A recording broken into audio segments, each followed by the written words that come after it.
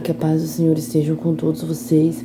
Iniciando aqui mais um devocional, né, onde eu estou apresentando a leitura desse livro, a raiz exposta do pecado, né, onde eu estou estudando sobre ele. Estou aqui com o meu caderno, os meus cadernos de devocionais, a minha Bíblia, e vou falar para vocês sobre o que eu li hoje, o que eu entendi hoje sobre esse livro, né, sobre o nosso eu, a raiz exposta do pecado.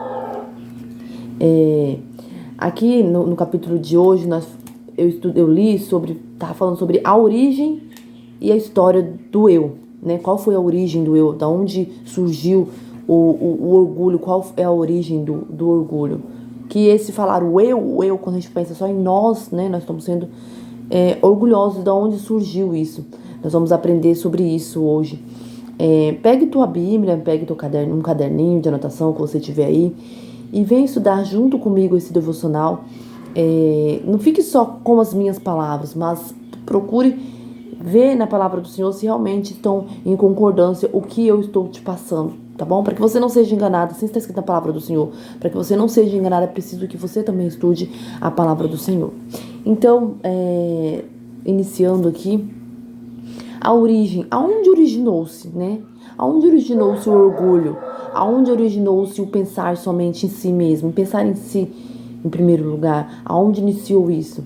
Foi lá nos céus, isso iniciou lá nos céus, né? Quando aquele que era o anjo de luz, o responsável por fazer o louvor a Deus, ele começou a olhar-se para si mesmo e ver que ele era tão bonito, tão lindo, e, né?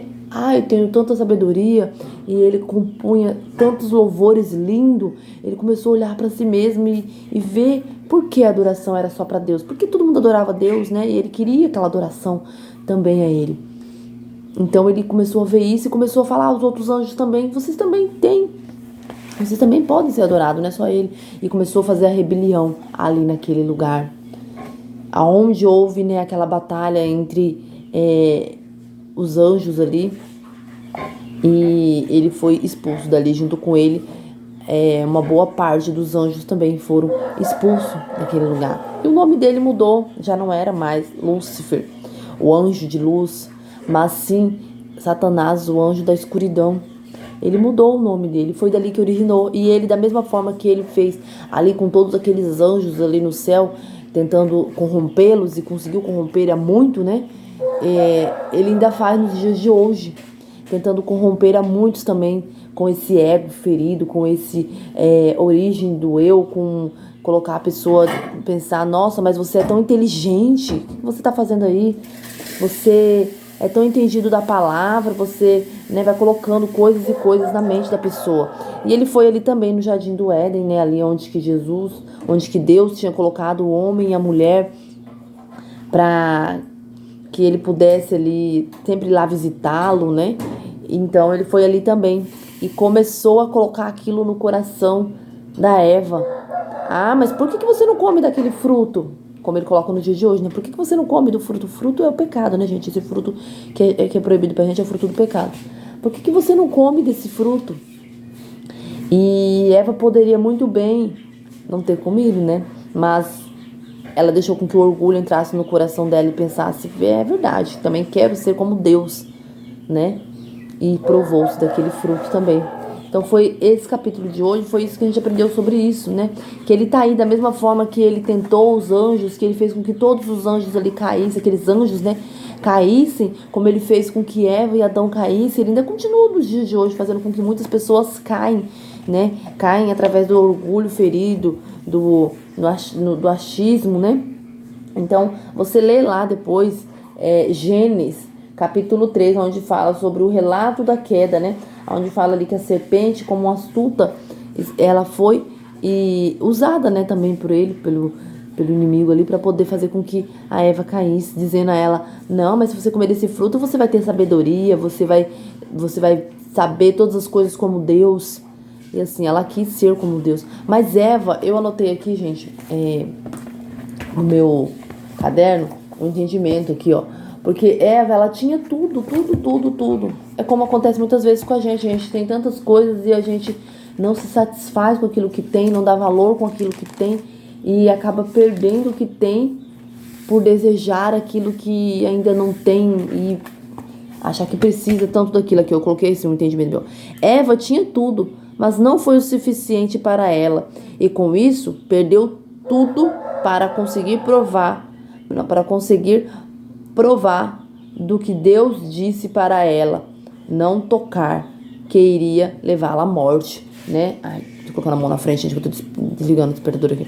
Então, assim, Eva, ela tinha tudo, só aquilo que ela não tinha, aquilo que Deus colocou ali para ela que ela não tinha, que não era para ela tocar, mas ela para querer tocar aquilo, porque a serpente astuta foi e falou para ela que quando ela tocasse aquilo, ela ia, né, abrir os olhos, ia conseguir entender tudo que Deus entendia, saber entre o bem e o mal. Ela teve aquela curiosidade e foi pegar aquilo, a única coisa que ela não tinha, porque ela tinha tudo, e ela perdeu tudo que tinha por causa de uma única coisa que tinha falado para ela que não era para pegar.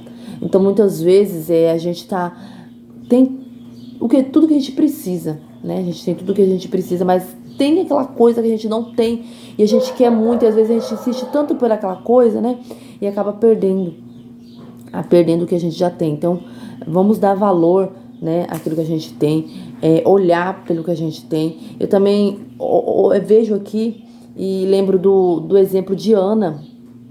Ana tinha um marido amoroso, né, que sempre cuidava dela, mas ela não tinha alegria, porque ela sentia falta de algo que ela não tinha, que era o filho que ela tanto queria, né, e ela se prendia tanto naquilo que ela estava quase que até perdendo o teu esposo, de tanto que ele dizia a ela: Ana, eu não sou suficiente para você, e quase que ela perdia, né, mas quando ela percebeu que ela orou, colocou nas mãos do Senhor e acreditou e confiou, e voltou-se a alegria para ela, foi quando Deus concedeu a ela o desejo do coração dela, e era a única coisa que faltava para ela, que ela tanto queria um filho. Ela conseguiu, mas foi quando ela parou de chorar por aquilo que ela não tinha e começou a dar valor àquilo que ela tinha, que era um marido amoroso, um marido que cuidava dela.